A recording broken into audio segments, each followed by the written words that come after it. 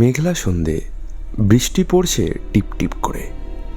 সায়ন এক পুরনো নীল রঙের দেওয়াল ঘড়ি কিনে এনেছিল হাওড়ার এক পুরনো মার্কেট থেকে।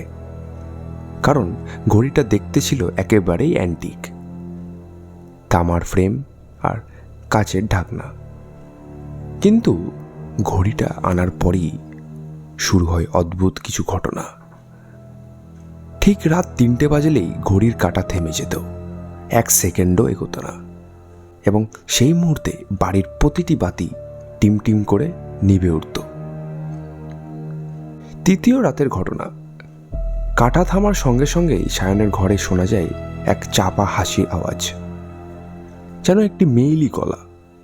কাচের ভেতর দিক দিয়ে কেউ যেন বলছে, সময় তো থেমে গেছে, এবার তুইও থামবি। সায়ন আতঙ্কে ঘড়িটা ভাঙতে গিয়েছিল, কিন্তু কাঁচ ভাঙার সঙ্গে সঙ্গে ঘর জুড়ে ছড়িয়ে পড়ে এক পচা ফুলের গন্ধ আর একেবারে এক ঠান্ডা বাতাস। সেই ঘরের আলো নিভে যায়। পরের দিন সকালে সায়নের বন্ধুরা তাকে খুঁজে পায় তারই ঘরে মেঝেতে নিথর হয়ে পড়ে থাকতে।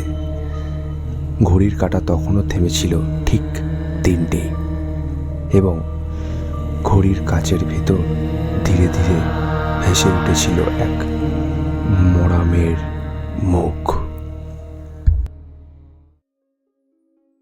একটি ইউনিক এবং আই ক্যাচি একটা ঘটনা।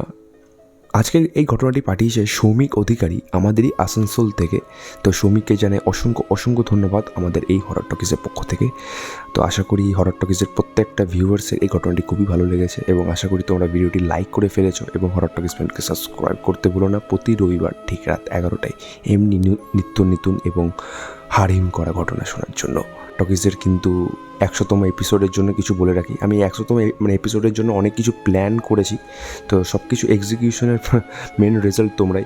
তো তোমরা আরও আমাকে ঘটনা পাঠাও, তোমরা আমাকে ঘটনা পাঠাচ্ছ, বাট আমি আরেকটু কিছু ইউনিক বা আরেকটু কিছু বুঝতে পারছো, আমি কিছু এক্সট্রা অর্ডিনারি গল্প চাইছি, যেগুলো আমাদের এই 100তম এপিসোডে যেটা আমি দিতে পারি আমাদেরকে, তোমাদেরকে। যাই হোক, ঘটনা পাঠাও।